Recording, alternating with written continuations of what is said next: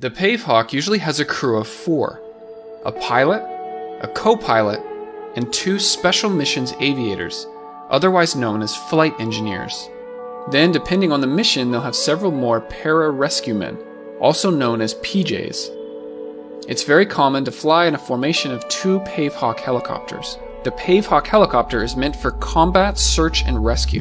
So anyone on the ground that needs to be picked up, in a combat zone or in another dangerous area, the Pavehawk helicopter can go pick them up and bring them back to safety. Let's look at some more details up front here. These are the missile warning sensors, so that you know right away if missiles are being launched at your helicopter. It's probably a good thing to know.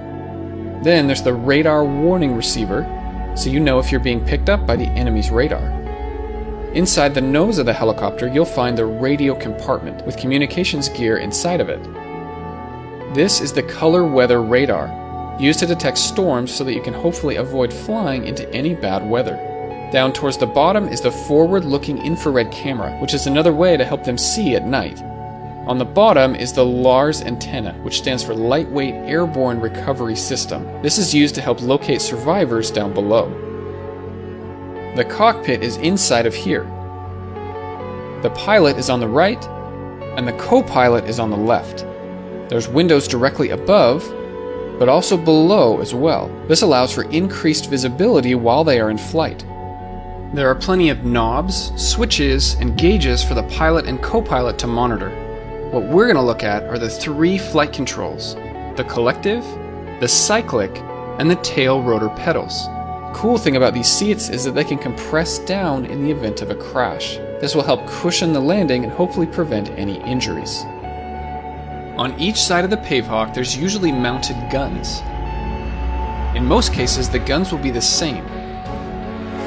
On this Pavehawk, we have the GAU-2 minigun. These are operated by the 2 special missions aviators in the back. Let's take a closer look at the gun. It has a rotating barrel assembly on the front. The ammo is stored in the ammunitions box right here, and then moves up through the ammo belt, up then to the main gun. The ammo loops around several times while it's on its way to being fired. This gun can fire up to 4,000 rounds per minute.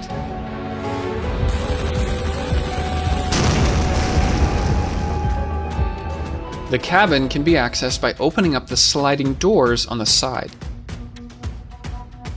Inside the cabin on the ceiling is the FRIES bar, and that stands for Fast Rope Insertion Extraction System.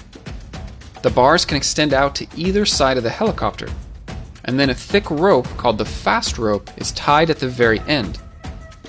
The PJs can then quickly slide down to the ground. This is ideal for situations when the Pavehawk can't land on the ground. Sometimes we need to bring up survivors back up to the helicopter. In that case, they used the hoist. This is a hydraulically powered cable system to bring up survivors from the ground. It has a cable length of 61 meters and a weight limit of 272 kilograms. These are chaff and flare buckets, and these are on both sides of the helicopter. The flare buckets are the ones facing forward, and there's 2 more of them up front as well. When these fire off, it looks like fireworks, but the real purpose is to confuse any heat-seeking missiles and hopefully save the helicopter. The chaff buckets are pointed up and towards the back. It shoots off tiny bits of metal into the tail rotor to create a chaff cloud. It looks like faint smoke. The intent here is to confuse enemy radar. The Pavehawk has 2 engines. These are General Electric T701C engines. They are referred to as turboshaft engines. It brings in air through the front, heats it up, and then compresses it, which then turns the shaft down the middle. That's why it's called a turboshaft engine. Now compare that to a turbojet engine on an airplane.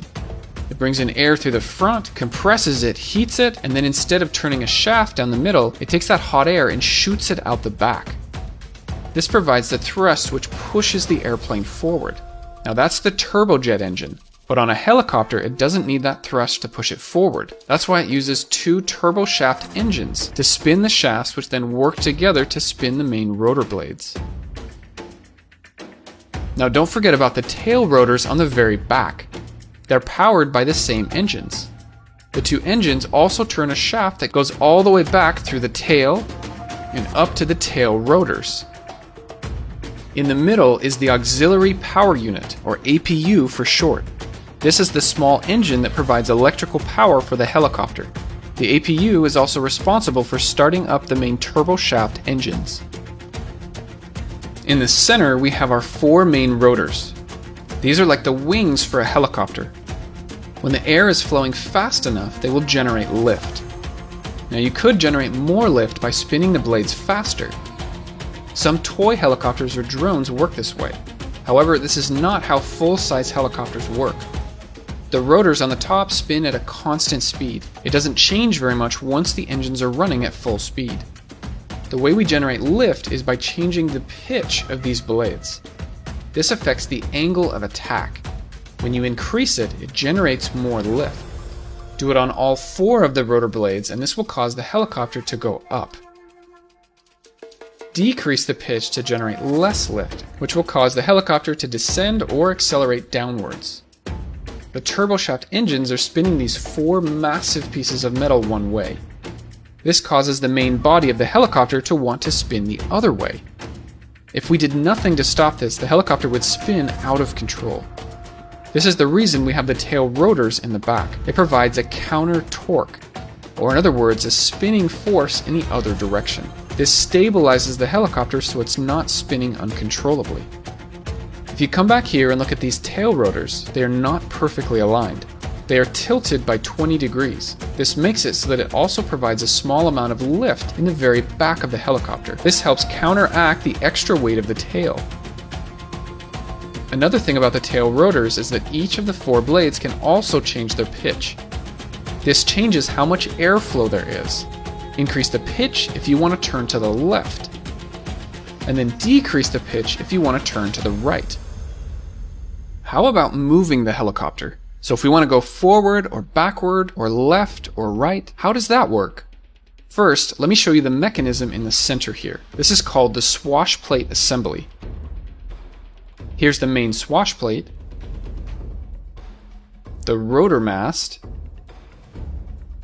and the four pitch control rods, which are then connected to each of the four rotor blades. The swash plate can move up or down. This directly affects the pitch on each of the four blades. But the swash plate can also tilt from side to side. This means it will change the pitch more on some blades than on others. And if you watch it spinning around, each blade is always changing. Let's focus in on just this blade. When it's on the right side, it's relatively flat. But when it's on the left side, it's more angled. It's flat, now it's angled. It's flat, now it's angled. This means unequal lift on different sides of the helicopter. This is used to maneuver the helicopter in different directions. So in short, the swash plate mechanism is one of the main ways that you can control a helicopter. One of the hardest things to understand here is something called gyroscopic precession. And this happens to anything that spins, but it's especially important to helicopters. So if you want to pitch the helicopter forward, you might think we need to apply more lift in the back of the rotor blades. But if we did this, it would actually roll the helicopter to the left. We apply a force and it doesn't take effect until 90 degrees later. To actually pitch the helicopter forward, more lift needs to happen on the left side. And again, if you've never heard of gyroscopic precession before, this probably seems a little strange. The good news is that helicopter pilots don't have to be actively thinking about it, but it's definitely good to understand. Now that we know how the rotors work, let's take a look at the flight controls that you'll find in the cockpit. There are three main ones, and we saw these earlier in the video: the collective, the cyclic, and the tail rotor pedals. Let's go through what each one of them does. First, the collective.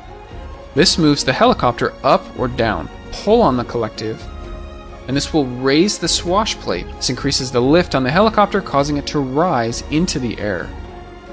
Push down on the collective, the swash plate goes down, and the helicopter generates less lift to move the helicopter down. The center control is called the cyclic. This is used to move the helicopter forward, backward, or left or right. Move the control, this will tilt the swash plate, causing an uneven amount of lift on one side, which then moves the helicopter. This automatically adjusts for gyroscopic precession. All the pilot has to do is move the cyclic in the direction that the helicopter should go. Down here are the tail rotor pedals, which of course uses the tail rotors to turn the helicopter to the left or to the right. This is also known as controlling the yaw, or vertical axis of rotation.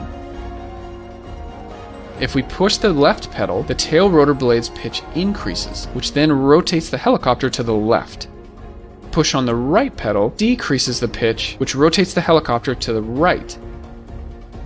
So in summary, you have the collective, which moves the helicopter up or down, the cyclic, which moves the helicopter forward, backward, or side to side, and then the tail rotor pedals, which rotates the helicopter left or right. At this point, I just want to mention that these three controls, the swash plate assembly and of course gyroscopic precession, this is all not unique to just the Pavehawk. This is how most helicopters work in general. The Pavehawk helicopter sometimes needs to be transported to another destination. Before this happens, there's some preparations that need to take place. The four main rotor blades can actually fold back towards the tail and then secured in place. The tail rotors are folded and also the stabilator. Now the Pavehawk takes up much less space and can be put inside of another aircraft. This is a C-17. And it can fit 2 Pavehawk helicopters inside of it. Now it's not used as much, but the Pavehawk also has the ability to fold back the tail as well, which would reduce the size even more for some extreme cases. The HH-60G Pavehawk has been flying for almost 40 years now. At some point in the near future, it will be replaced by the HH-60W Jolly Green II. This will provide many improvements to the electronics, fuel system, engines, the armor plating, and of course the weapons systems.